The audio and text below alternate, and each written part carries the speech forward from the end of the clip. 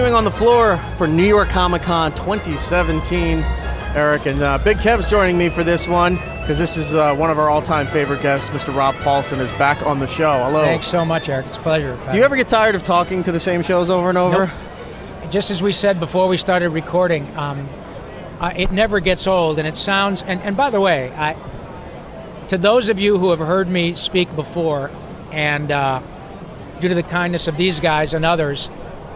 It is not contrived modesty. Right. I really do feel very fortunate that you guys want to talk with me about anything, and to the extent that I've gotten to a place in my career where I'm interesting enough. Right. That is a big deal, and if you guys have heard me say this before, hang on, let me interrupt you. You're not at a place now where you're interesting enough. You can go back 20 years and you were still interesting enough. Thank you. And honest to God, it means a lot. With as many people as you can talk about. No, it's hard not to here.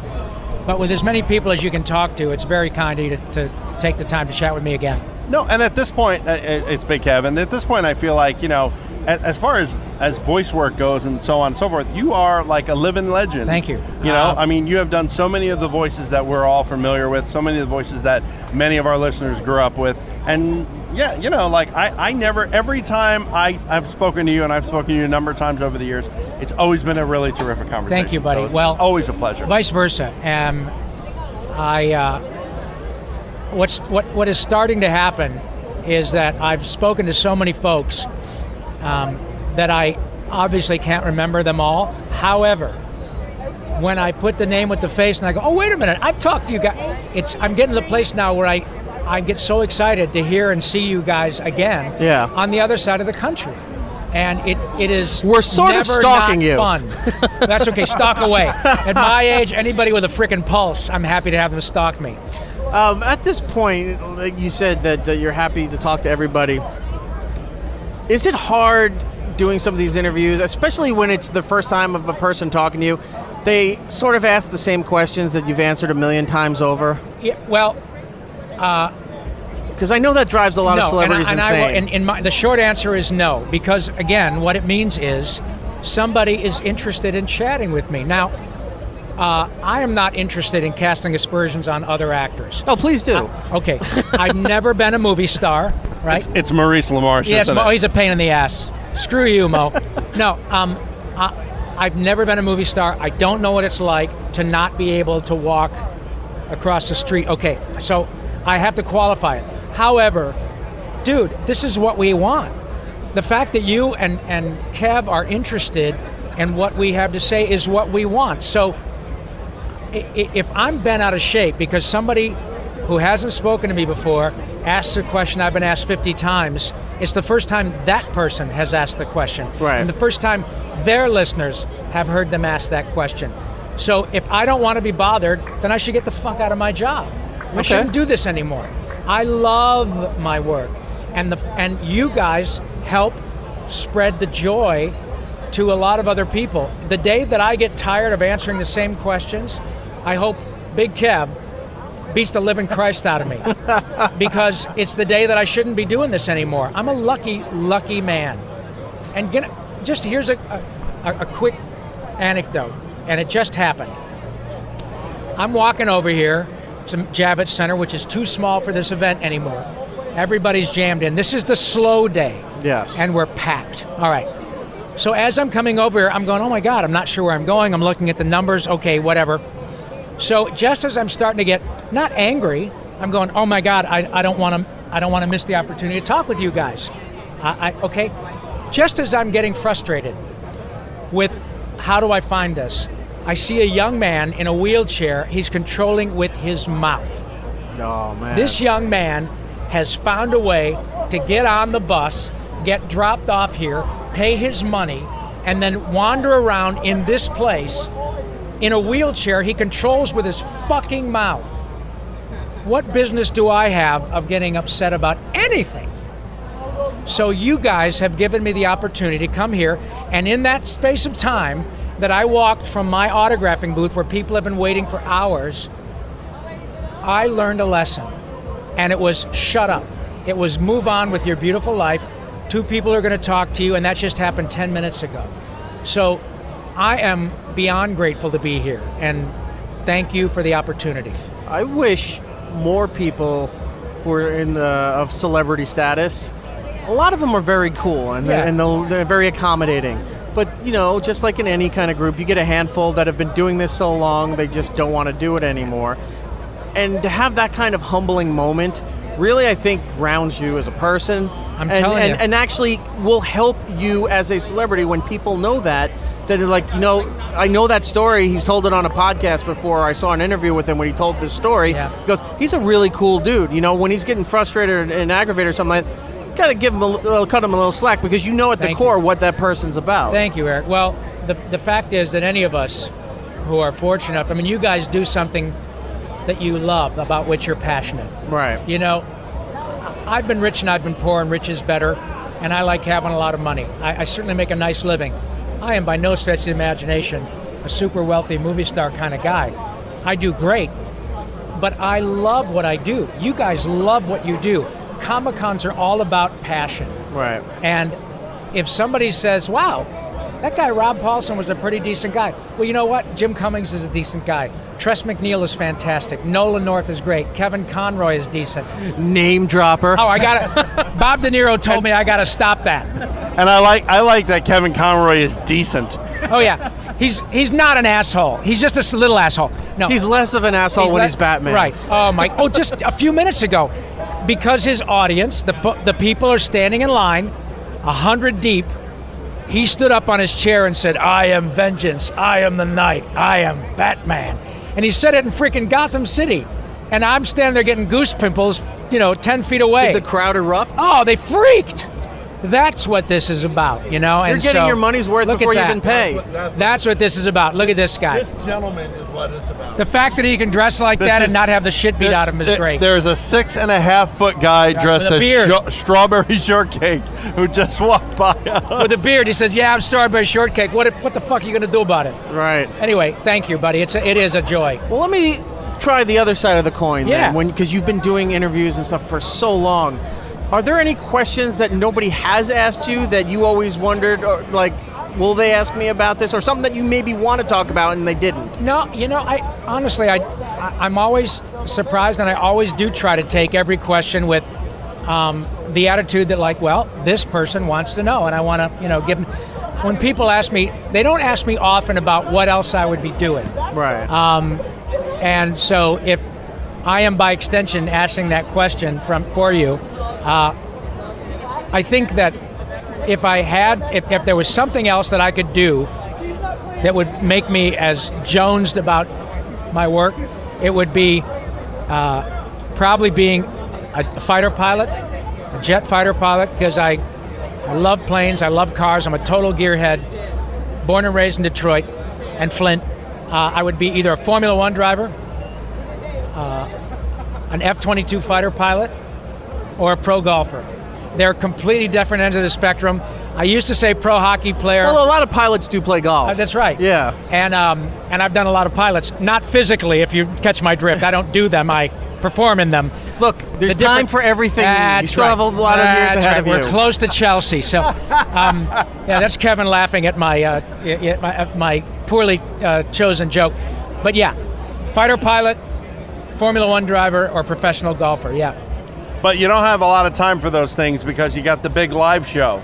Hey, man, thank you. How's that? That's, ladies and gentlemen, Silly the broadcast rabbit segues business, are for kids. That is called a professional segue. No, it's called he read the prep sheet in my hand. God bless. That's what it is. Well, you know what? Randy Rogel and I, as a result of the largesse of Warner Brothers licensing, we got a great deal by which we are able to perform the music of Animaniacs live and use video clips all over the world. And we're doing it Sunday night. Wait, you're paying the royalties to the music? No, we got it for free. Wow, that's great. Thank you, Warner Brothers. That is a rare thing. But they know that Randy and I not only treat it with respect, but we're the guys who wrote it and performed it originally. It probably went something like, all right, we'll let you do it, but down the line, we may ask you for a favor. Exactly right. And, you know. And you know what, though, Kev? I hope they do. Because if we are able to conjure up substantial interest, then Warner Brothers would have every right, and I would want them to be involved. because the show that Randy and I can provide, either with a piano or with an orchestra, is really entertaining. It's nostalgic, the music is timeless. You know, you guys can watch it now with grown-up eyes and you'd go, oh my God, I never got that cultural reference. Right. But if Warner Brothers puts their dough into it, it'll be an arena show. Yeah. The stuff that I've seen from the live show, which by the way, it's touring around the country. Yeah. Real quick, where can people find information about it and get tickets? Animaniacsinconcert.com. Animaniacsinconcert.com. It may still be, they're switching the website, it could still be animaniacslive.com. But it is out there, and all our tour dates, we've already done 8 or 10 of them. We got another 10 or 12 booked. Right. The next one is this Sunday at Joe's Pub here in Manhattan. Which is sold out, by the way. Sold out, not a big room, but huge credibility. That's Right. the sort of room where Sting is in town and says, I want to try out a song, and he goes there. So we're very lucky. We put it up, and I'll be damned, we sold that place out in a couple of weeks. Wouldn't it be great that, this tour runs its course, it's a success. Warner Brothers wants to expand it, maybe go, international with it or something like that. And Animaniacs Live is at Carnegie Hall. Oh man, I just passed it. All the jokes you guys used to make about Carnegie Hall in the store, and now you're doing it at Carnegie Hall. I came by. Potentially. The driver was taken to my hotel room last night.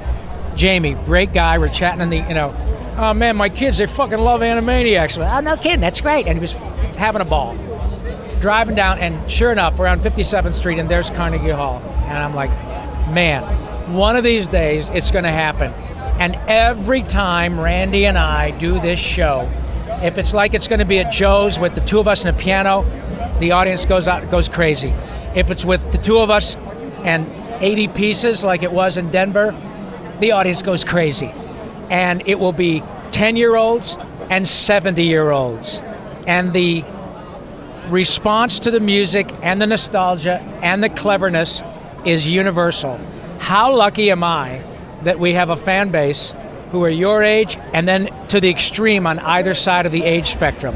It's really, really cool. We are in such a sweet spot right now. Do you think if it gets to that point where you're kind of getting into venues like Carnegie Hall, do you think then they bring back George and Ringo?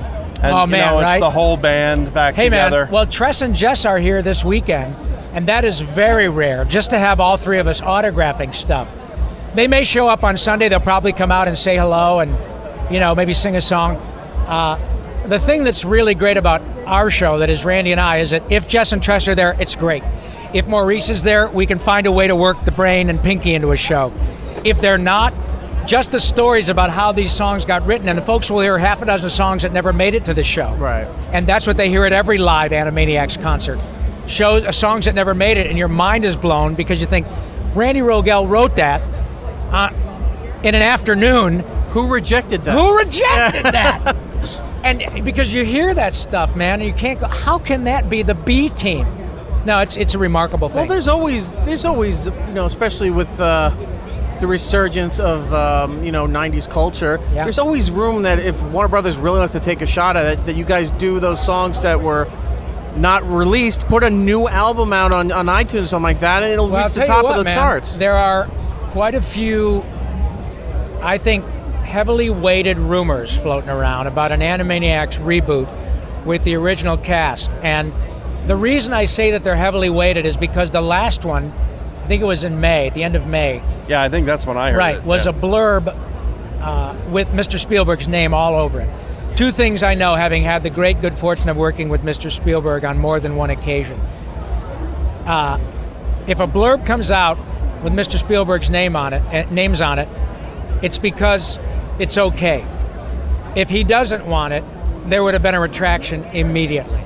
So I can only assume that they're, as a result of the incredible success of Animaniacs on Netflix, right, that they're looking at this going, wow, we know what Randy and Rob are doing. We know that Maurice and Rob go do Pinky and the Brain. We know that Tress and Jess and Rob can all do Yakko, Wacko, and Dot, and Rob can still sing that United States, Canada, Mexico, Panama. Right. So maybe we should talk about this. I would not be surprised. It's weird to hear that Spielberg has some kind of pull in Hollywood. The king of Hollywood. And going back to sort of tangentially what we were talking about earlier about people who are difficult, the people who could screw with you, the people Kevin who Conrow you mentioned. Right. The people who are in the position in which they could make your life difficult, or could say, don't ask me that fucking question, or could say, I'm here, you got me 2 minutes, 2 minutes are up, I'm out. Those people don't behave that way. Mr. Spielberg being a perfect case in point. So then that begs the question, if I start to behave that way, and a guy like Steven Spielberg does not, what the hell is my problem? I've learned at the feet of the masters, these people who could be that way do not behave that way. So I'm in good company. One thing I wanted to point out, and please, this is a compliment, when seeing the footage from the live performances that you and Randy do, it's in the realm of Eric Idle. Oh, you know, thank like when he would take, because he wrote it, for those who don't know, he wrote the majority of the songs for Monty Python, Neil Innes. Neil Innes, right. They would write, and it's sort of that vibe with Neil on the piano and Eric performing, or, you know, Eric would playing others. That is a high compliment, but thank you. Watching some of the footage where you guys, it's just you and Randy and switching back and forth, and I'm like, that feels very Python-esque, and it feels very Eric Idle. I don't know if that's what you were going for, or if that's just how you lucked into it. No, thank you. I can't say that it was something that we were looking for specifically, but that is a high compliment, because what we're finding out, it's really interesting. What we find out is, people love the big show with the orchestra. And obviously, as a performer, when you're standing in front of 80 pieces like that, it's difficult to express how overwhelming it is. Yeah, that and intimidating, yes, oh my exactly. God, it's beautiful.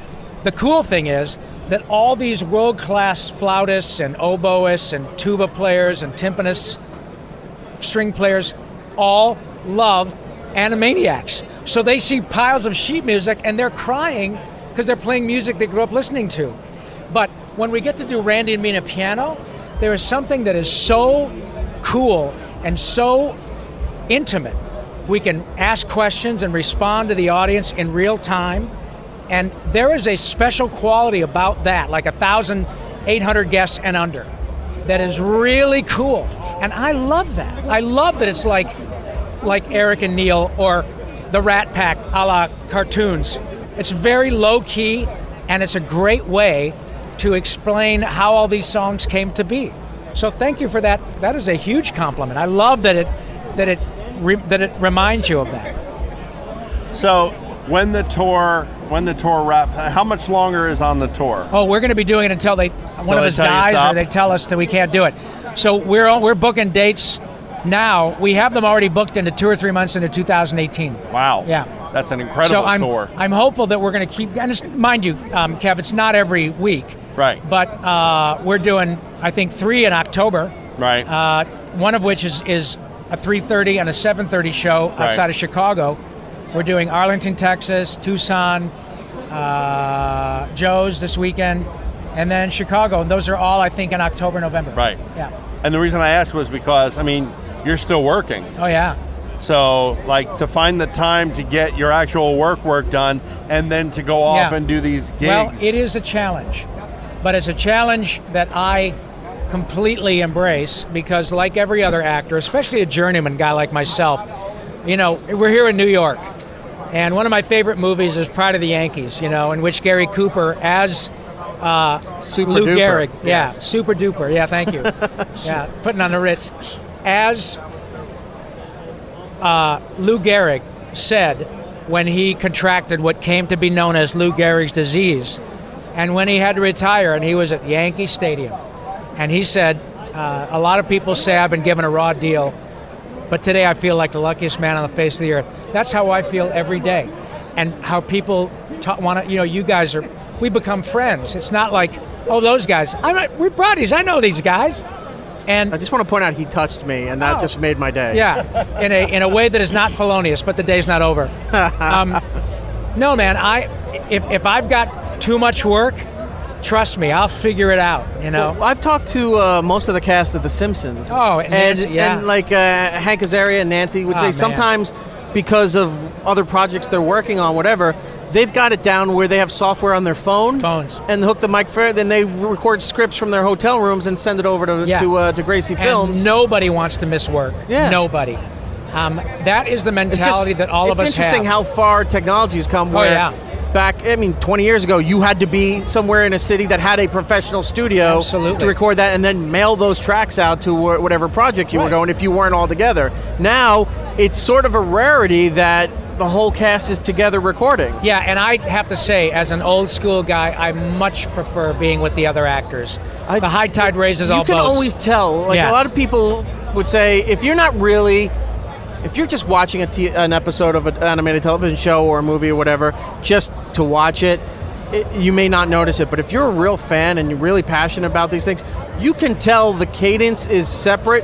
Like, you don't feel the give and take exchange. You, Eric. Yeah. The fact that you can hear, you're absolutely right. I'm telling you, it is the absolute truth. There are times where, I'm a lifelong Simpsons fan, still to this day, right? But in those earlier years, and I'm not one of those guys saying like the first 10, 12 years were better and the show sucked. No. But I'm just saying you can point out when Dan Castellaneta and Harry Shearer are doing Homer and Burns back and forth. You feel the flow and how they're reacting to what is being said and the situation in real time, and the energy, as compared to now, where you hear Mr. Burns speak, and then there's sort of a transition to that, and you can tell they're not in the same room. You are spot on, and that's another question. I'm really being very dorky about it. Kevin told me so. He's going to ask a stupid question about it, and tell him he's full of shit. I don't think you are, but. People do ask me that question a lot. Is there a difference? And that is a question in which I will say almost verbatim what you say. Yeah. Because also, too, if you guys... Like, one of the best things about animated stuff is when they put out the extras. Oh, my God. Or your commentating tracks, right? Where you're reviewing the episode. But when you guys can go off script, and because you're a little punch drunk or whatever, and you're having fun, sometimes they're like, you know what, that take was better than what was written there. They send it over, it gets approved, and go, you know what, that's now in the show when it wasn't written there. 100% correct. There's nothing else. You're all right, beat it. The money. We're done. No, I'm done. You nailed it, pal. Yeah. No, and I think I noticed that in particular in your work. I think I noticed that the most, I would say, probably in Pinky and the Brain. Oh, Maurice, we feed off each other. Yeah, so well, and I think you can tell the difference. Like Eric was saying earlier about having everybody together versus having it apart, and I think that is so. I think well represented by Pinky and the Brain. It is, because that stuff just seemed like.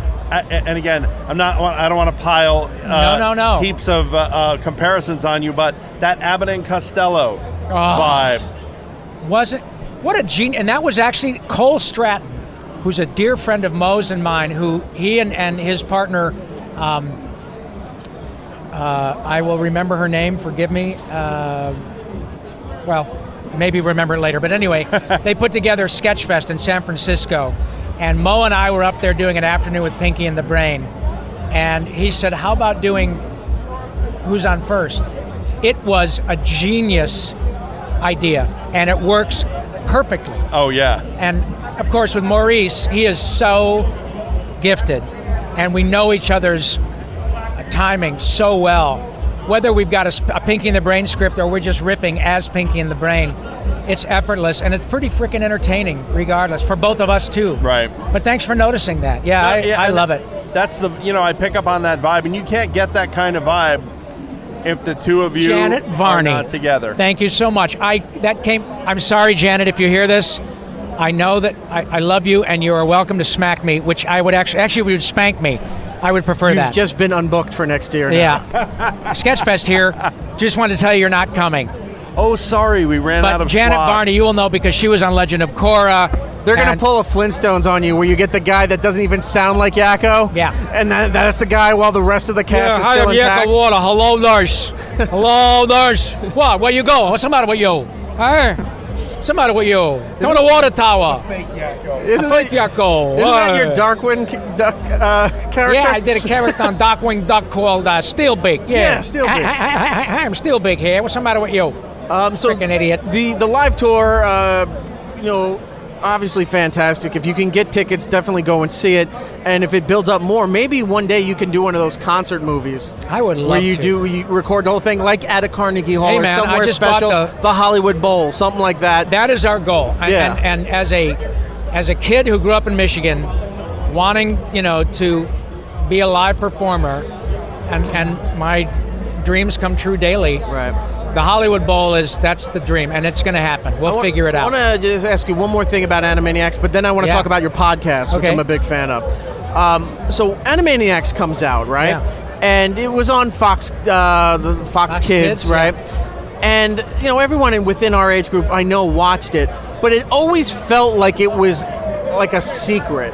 Like it wasn't as big a deal as if somebody who watched was Batman in the animated series or the Nickelodeon cartoons, right? Even though it was prominently placed, it didn't have the merchandising and the marketing push that the other ones did. None. Right. Yeah. But so when you growing up, and you're like, oh, do you remember Animaniacs? And you were kind of surprised going into the 2000s when somebody knew the songs or knew the characters or Buttons and Mindy or something like that, right? Because it then felt like a little kind of society, a little club, right? It's like it's cool to be and hip to dig Animaniacs. As time's going on and, retro stuff's coming back in from the 90s, when Animaniacs started to resurface again with what you guys were doing, the video that you did that's at Meltdown for Nerdist, right, with Mo where and you me, added the new countries for the... Randy Rogel wrote the new countries, the new country song. Thing got like 3 million views in a couple blew of up, days, and you go, oh my God, more people knew about this than you thought. You thought this was just a small little thing. And it's weird because even when Animaniacs was out, and it was overshadowed by Tiny Toons a bit, and again, a fan of that property as well, but more so, I think, for me with Animaniacs. But then you were still overshadowed by the legacy of Looney Tunes. The old stuff, the stuff they were making then and even up to now, maybe with the exception of Space Jam at the time, wasn't getting the big mass appeal that it used to, but those old cartoons were still on all over the place, and that was still a big shadow over these new properties for the Warner universe there, if you want to call it that. And I always just felt that Animaniacs wasn't getting its fair due or recognition because it was still being overshadowed.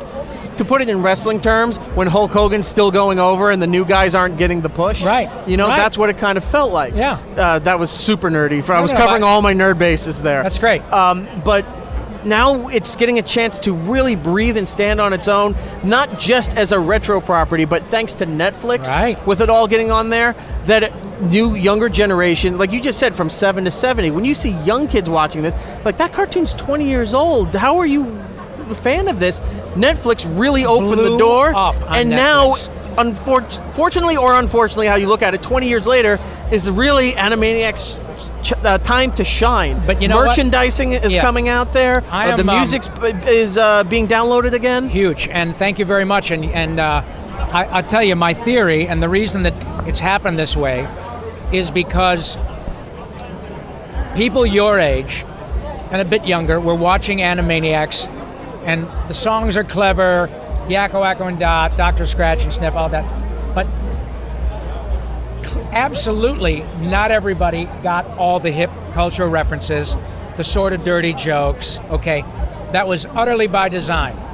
And it did not have the merchandising the merchandising aspect Batman, Ninja Turtles, other things I was working on at the time had now, has that it does now. But now those people have grown up. And so you have all these folks that come up to see Randy and me who are now 30, 35, 40, and they go, Keep going, you're close to Eric's age. Okay, well, listen, 45, I'm 61. 50. I have so many people that come up and say, I watched this when I was in high school or college or whatever, kind of forgot about it, and now my nieces and nephews love it, and I'm watching it again going, this is freaking amazing. I'm awesome. Right? And they love watching it, and it's not Teletubbies, and they don't want to shove a gun in their mouth. So the genius of Tom Ruegger and Steven Spielberg and Gene McCurdy is borne out 20 years later because this was utterly by design. You were hiding the jokes for adults so they could watch it with their kids and not be bored with it. Exactly. But you were, and hiding it from the kids. But you also weren't talking down to the kids. Never. It was like, hey, kids, you'll elevate to this level. Just come along and you'll learn while we're doing this. Rule 1, and I remember this legitimately, as absolutely verbatim. Rule 1 was we do not condescend to the audience. And it was not a product-driven success. This show was a cultural and even artistic success, Peabody winning, Emmy winning, unqualified success despite no merchandise. It was not a half-hour commercial to sell action figures. The only merchandise I remember were some Happy Meal toys and a couple of pins. That was it. And if you go to the Warner Brothers stores, a few T-shirts and a few overpriced items, a key fob that would be $18. But the show was a success without that. So here we are now talking about it, and I still do it every day, and everybody loves it. Hey, God, look, it's me and Kevin and Eric, and we're laughing all day long. But the audience loves it regardless of the fact that they don't have Animaniacs action figures from 25 years ago. Well, it's fantastic. Two things I wanted to add was, one, I heard that the prices were so high because the voice guys demanded a really big we get kick. a taste. So there's a little VIG on the side. Yeah, that's exactly right. And the second thing was, we were talking about the references and so on. I think that also works in reverse. Like, for example, right in the opening number, you have Bill Clinton plays the sax. So no kid probably at 7, 8 years old now knows who Bill Clinton is, but it's still hysterically funny. It doesn't matter. Exactly. And that, to me, is the genius of what Tom Ruegger, Steven Spielberg, what they all put together, because they knew exactly what they were doing, you guys. This is not an accident. Do you know, because I know they changed the last part of the president's song. Yeah. Because the original one was the Clinton's first name Hillary. Right. Saying back in the 90s she was really in charge while Bill was just the puppet. Then it got quickly changed to the Clintons, Bill and Hillary. Yeah. You could have brought back the original version had she won. Sure. And just tagged on a few more presidents right in there leading into the I can't even imagine what Randy could do with Trump. Oh my God. We would just have a field day. But the song just ends and everyone just walks away. Yeah, and there's a big nuclear cloud. But I'm hopeful that we do the reboot for obvious reasons. Yeah, like the fact that the jokes write themselves about our current president. But the fact is, as you guys know, the fan base obviously is huge. But these conventions are popping up like zits on a 12-year-old. Yeah. And the deep love for Animaniacs and Pinky and the Brain alone is so big. If we could do more episodes, it would bring so much joy to people. Yeah, I know. I mean, really profound joy to an audience that is a span of 50 years between them. It's fantastic. Let's shift over to your podcast, because I want to give that some attention as well. You've been doing Talkin Toons long before your new deal with Alpha. Yeah. You were doing it as a regular podcast version you can get on iTunes. I think the episodes are still up there. You can download those things. Where did the Alpha deal come about, and why the switch off of a free podcast behind a paywall? Thank you for asking. That is a good question I don't often get, and I appreciate the opportunity to answer it. It, like everything else I've done in my life, like what you guys are doing, it started as a labor of love. I had a slow period of time in my work, and instead of bitching and moaning, I said, well, you know what? On my phone are the numbers of pretty much any voice actor from whom any fan would want to hear, as well as writers, producers, musicians. And I'd started doing podcasts as a guest, and I thought, you know what? I don't think I have to be an MIT grad to do this. Right. So I started calling friends and going to visit with them and plugging in my computer. Turns out people loved hearing from the original Turtles, loved hearing from Bart Simpson, loved hearing from the Joker, who happens to be the savior of the universe as well, you know. And well, we'll see how much longer he lasts. Right, exactly. And it really took off. And so I didn't make money at it. I didn't really care about that.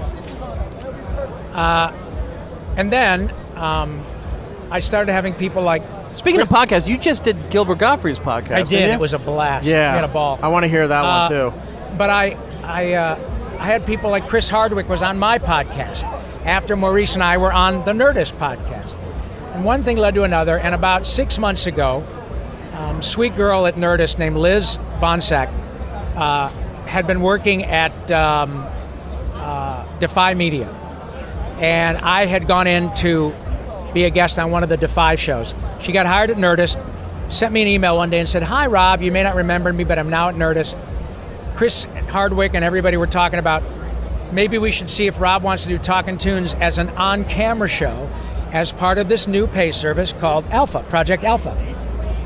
And in the meantime, Nerdist and Geek and Sundry had been acquired by Legendary Pictures as part of their digital media group. Right.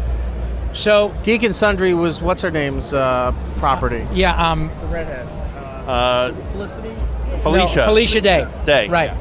And so they joined forces. I've forgotten about her, Eric. I'm completely over her now. Sorry. He had I'm a not big Felicia. thing for her for many Thank years. you. So they said, now here's the deal.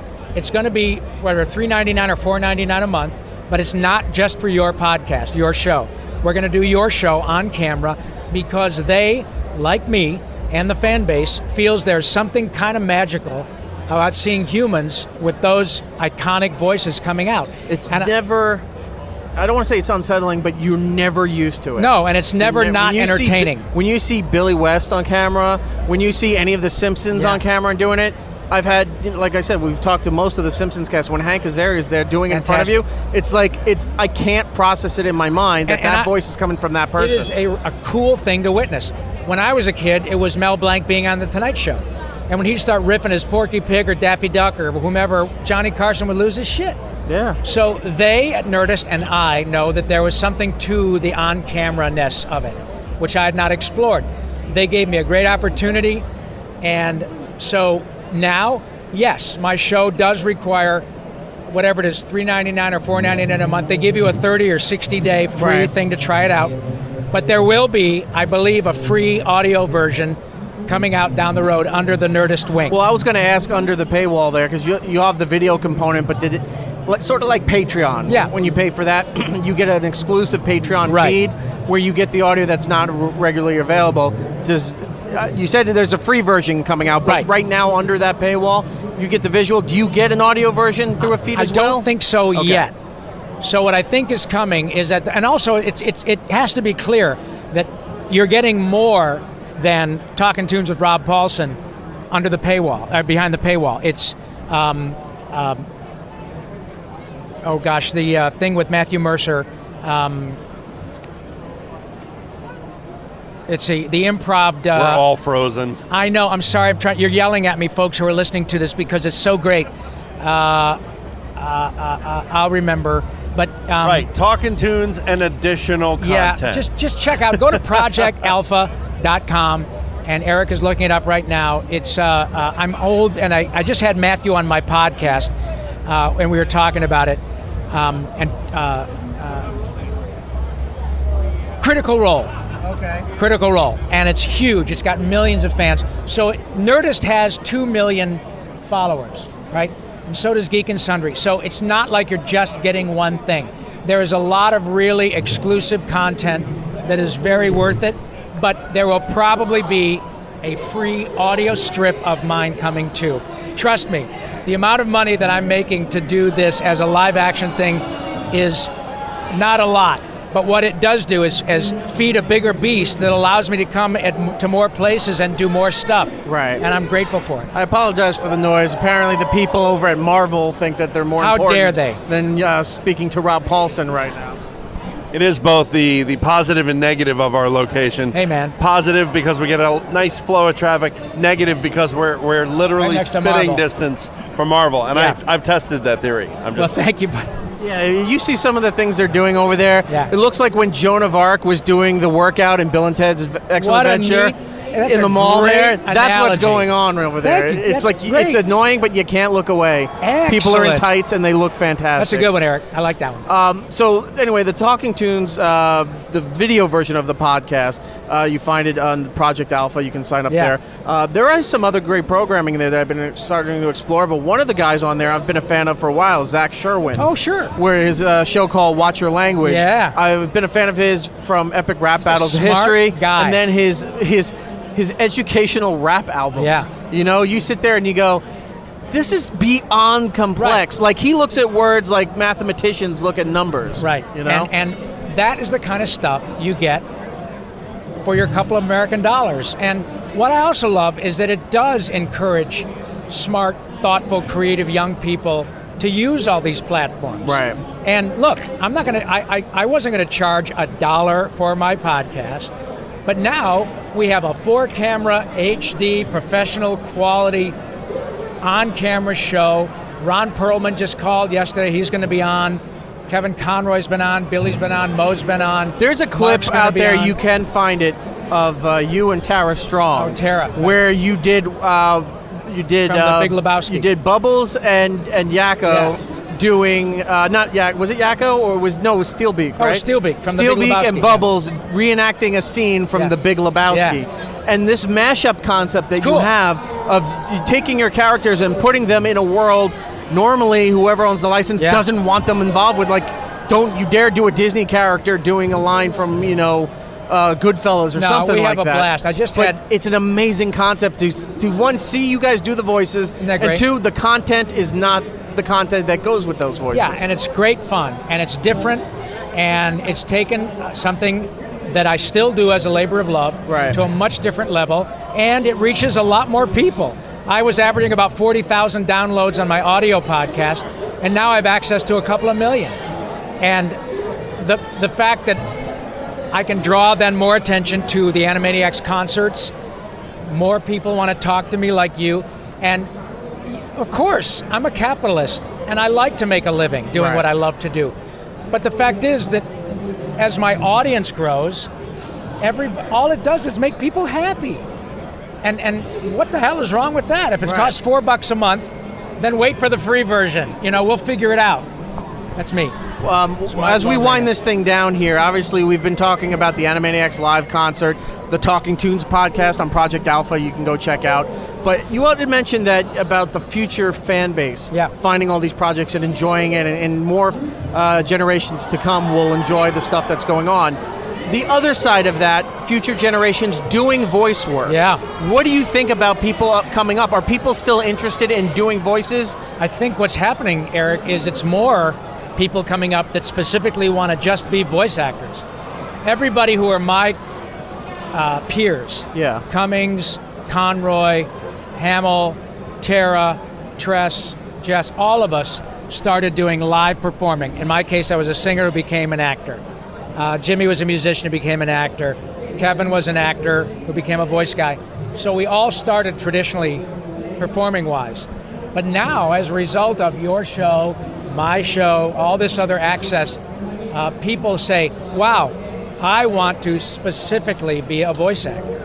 And so there are all these new opportunities and methods by which you can learn from people who've been doing it for 30 years, like my podcast.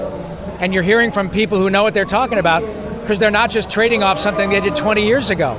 I did Animaniacs 20 years ago, but I did Rick and Morty 20 hours ago. And I'm still doing it.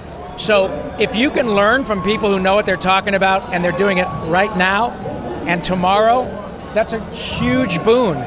So in my estimation, the opportunities for new things that we don't even know about yet that require voice work, music, singing, writing, is going to be bigger than I can even imagine. Yeah, my first exposure actually to Maurice was the Young Comedian How about special that? Rodney on Dangerfield. HBO. Yeah. And and I've never forgotten. And that was pay TV. Yeah, Yeah. And that was a very long time ago. Yeah.